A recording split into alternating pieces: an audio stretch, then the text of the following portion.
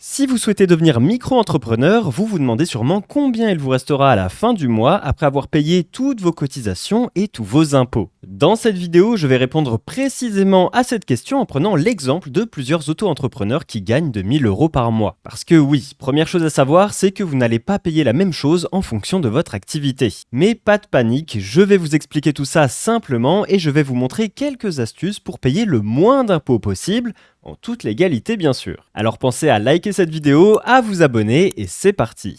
Le premier prélèvement auquel vous allez être confronté en tant que micro-entrepreneur, ce sont les cotisations URSSAF. Vous allez devoir les payer soit tous les mois, soit tous les trimestres, ça c'est au choix, et leur montant va varier en fonction de votre activité. En 2026, si vous faites de la vente de biens, le taux est de 12,3% de votre chiffre d'affaires. Pour les prestations artisanales ou commerciales, c'est 21,2%.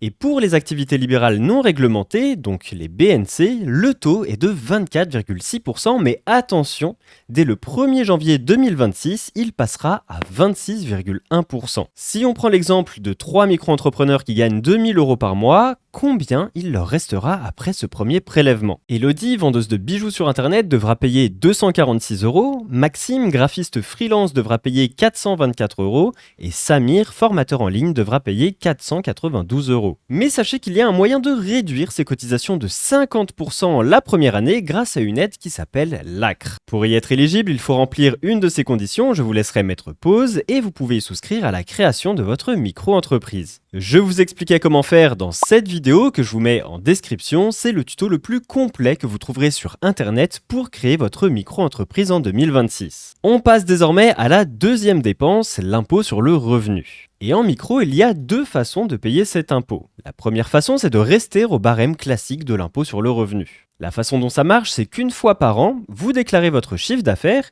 et sur ce chiffre d'affaires, l'administration va appliquer ce qu'on appelle un abattement plus ou moins important en fonction de votre activité. Je m'explique. Imaginons que l'année dernière, vous ayez fait un chiffre d'affaires de 30 000 €. Eh bien, si vous avez généré ces revenus en faisant de la vente, l'administration va retirer 71% de ce chiffre d'affaires et va calculer votre impôt sur le reste. Si votre chiffre d'affaires provient de bénéfices industriels et commerciaux, il retire 50%, et si votre chiffre d'affaires provient de bénéfices non commerciaux, il retire 34%. Et ce qui reste s'ajoute à vos autres revenus si vous en avez et est imposé au barème progressif de l'impôt sur le revenu. La deuxième façon de régler son impôt sur le revenu, c'est d'opter pour le versement libératoire. Là, vous payez l'impôt en même temps que vos cotisations à l'URSSAF selon un petit pourcentage de votre chiffre d'affaires. 1% pour la vente, 1,7% pour les prestations BIC et 2,2% pour les BNC.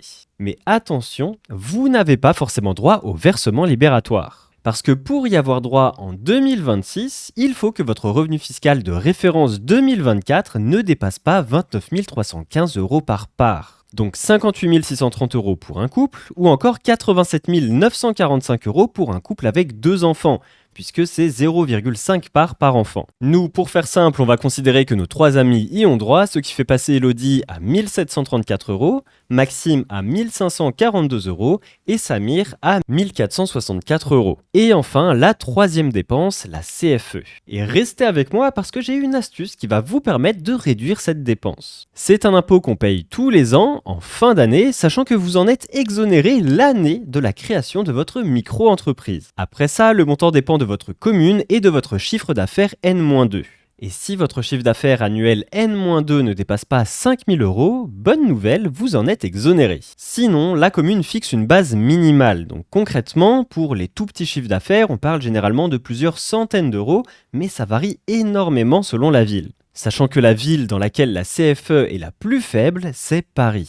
Pour vous donner une idée, dans certaines villes, on peut se retrouver à payer 500 € de CFE, alors que sur Paris, on peut payer moins de 80 €. Mais la bonne nouvelle, c'est qu'on peut domicilier sa micro-entreprise à Paris sans pour autant déménager.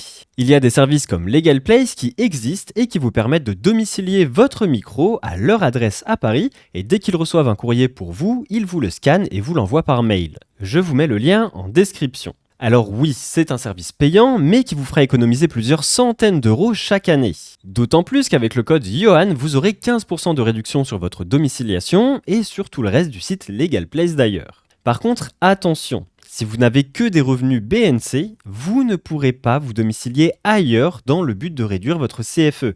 Et idem si vous avez un local professionnel. Pour nos 3 micro-entrepreneurs, on va partir sur une CFE de 500 €, mais s'ils se domicilient à Paris grâce à Legal Place, ils vont payer 17 € par mois en utilisant le code promo Johan et ils vont réduire leur CFE à 70 €. Donc à l'année, avec le prix de l'abonnement compris, ils vont économiser 226 €. Je vous affiche maintenant le résultat final et mensuel pour chacun de nos exemples en partant de 2000 € de chiffre d'affaires. Alors maintenant que vous avez une vision plus claire de ce que vous pourriez gagner réellement en tant que micro-entrepreneur, je vous mets juste ici mon tuto ultra complet pour créer votre micro-entreprise et commencer à générer du chiffre d'affaires. C'était Johan et à très vite sur la chaîne de l'entreprise facile.